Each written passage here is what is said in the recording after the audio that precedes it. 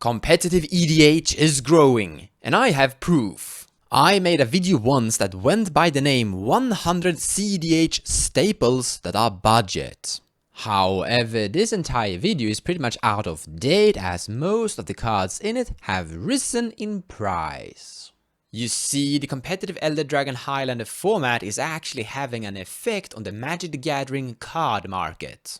And as you can see, the card Carpet of Flowers is up at $18 at the TCG Player's website, while the card Mystic Remora is close to $6. If there is a lot of people playing a specific format, the more people there is that is purchasing staples for that format. And if there is a lot of people purchasing a specific card, then that card is gonna go up in price. Now this could be manipulated. A person could go and purchase every single Mystic Remora he could get his hands on to make it look like there is a high demand on the card. Now I actually don't think that's what happened, because a lot of different cEDH staples have all risen in price. So I actually think that there is a higher demand of cEDH cards out there.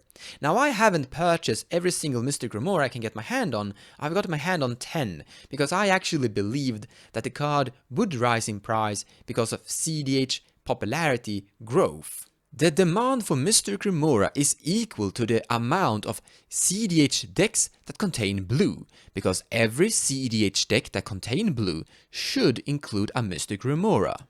This is also true for the card Carpet of Flowers, and if you understand this much, you probably have what it takes to make some money.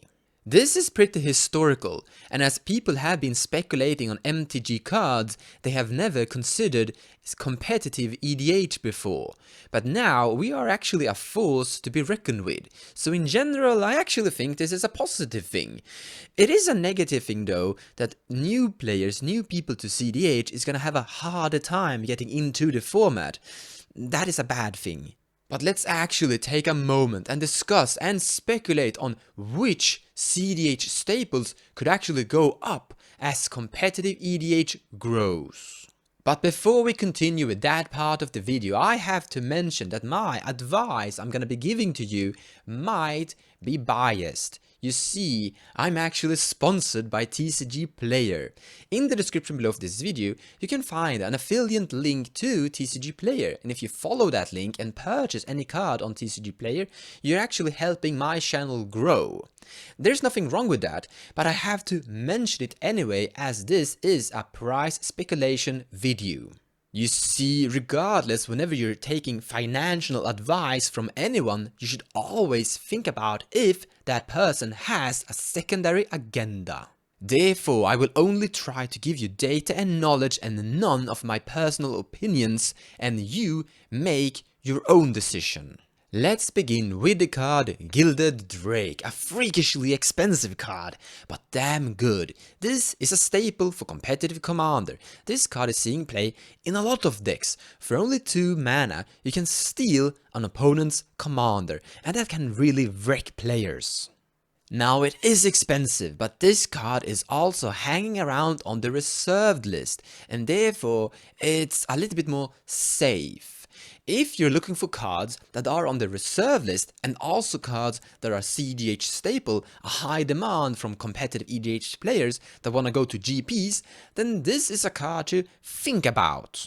Now, while we're actually looking at the reserve list, I want to mention Recurring Nightmare. Now, this is a card that is actually banned and illegal in EDH. I only think Recurring Nightmare sees play in Legacy as far as I know. But if Recurring Nightmare would become legal in EDH, it would definitely turn into a cEDH staple. Actually, you know what? If this actually became legal in EDH, the price of this would spike really high, because casual players would also start playing this card. Now, I actually owned my 3 copies of Recurring Nightmare before EDH was even a thing, so I can't really say that I have followed the strategy on that card, but I did follow it on Fast Bond. The 2 reasons why I actually got my hands on Fast Bond was because I actually wanted to play it in Vintage. The second reason is, if this actually sees an unban in EDH, then I would already have it. It would definitely spike in price, but I would already have purchased it below market price, being ready and able to play it immediately. This strategy actually isn't that uncommon. You know about the card Survival of the Fittest? It's a really expensive card and it's banned in the Legacy. And I actually know a bunch of people that own 4 copies of it, but is sitting on it and just waiting for an unban in Legacy to then cash out.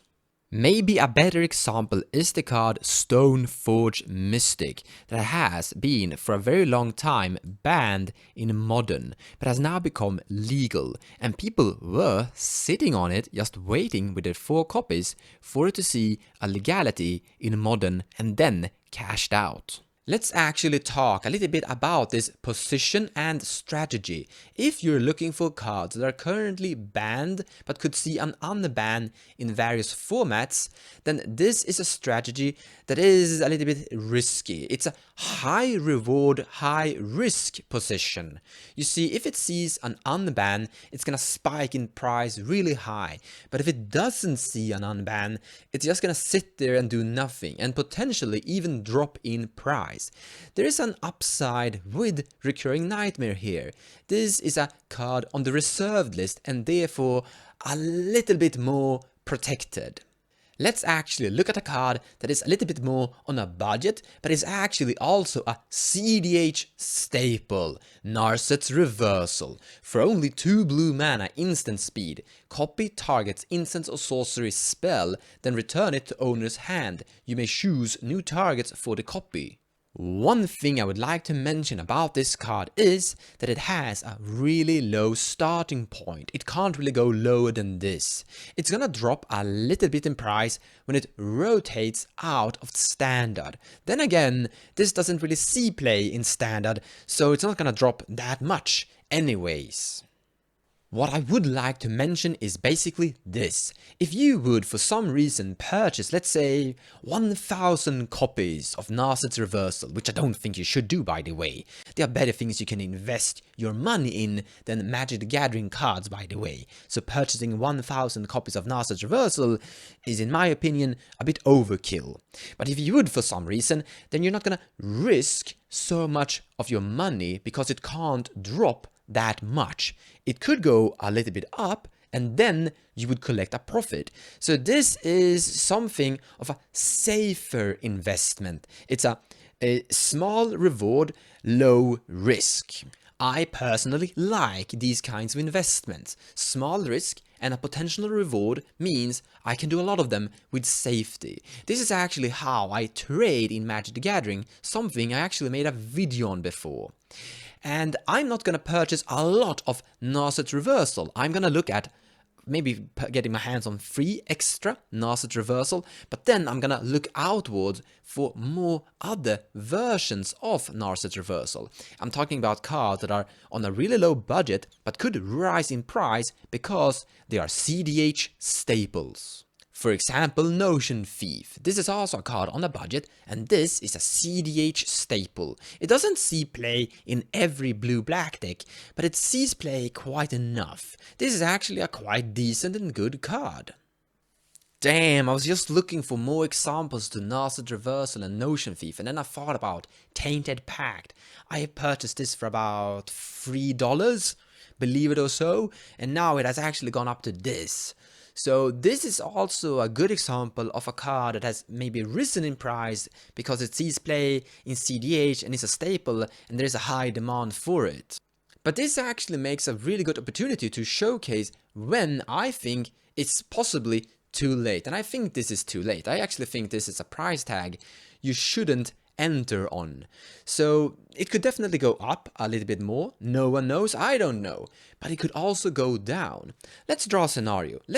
Let's say that Wizard of the Coast eventually figures out cEDH and acknowledge its existence and suddenly understand the metagame. Then they could realize they could push in some cEDH staples in their commander product, and they could easily include this one in one of their commander product, because this is not on the reserved list. This could see a reprint.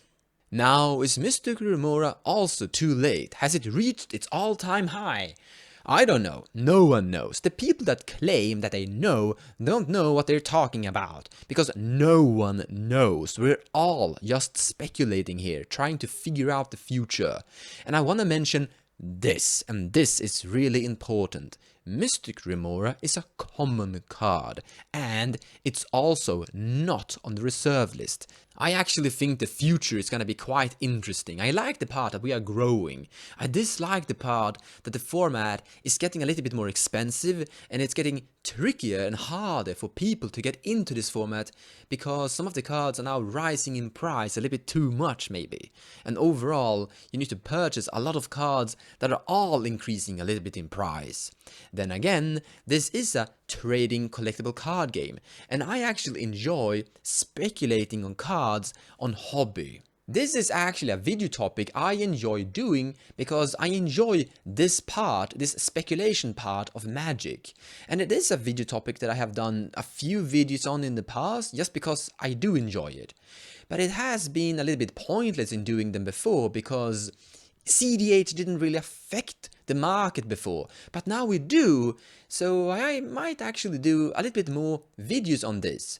Also, a lot of people have been asking me to showcase more deck techs on how to get into cEDH on a budget, so I think I'm gonna try to combine both in the future.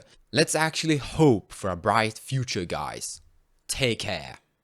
Thank you so much for watching, and I hope you enjoyed the video. If you like what I do and you wanna support me, consider sharing my videos or even checking out my Patreon page. Also, purchasing cards from the TCG Players website using the affiliate link down below will also help the channel grow. So a big thank you to all of you.